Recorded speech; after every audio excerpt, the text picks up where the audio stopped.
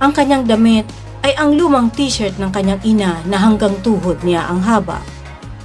Ang kanyang mga shorts ay tinatahi lamang ng kanyang ina mula sa mga patapon ng mga damit ng pamilya Salvatore. Napanganga ang paslit sa paghanga. Napakaraming tao at napakaraming pagkain. Napalunok ang paslit. Kahit isang piraso gusto niyang matikman ang fried chicken na nasa mesa. Tumakbo ang paslit at kinuha ang isang hita. Nagulat ang isang bisita sa biglang pagsulpot ng paslit. "Sino to? May pulubing nakapasok sa inyo, Consuelo!" Nanggigil agad si Consuelo nang makita si Eddie.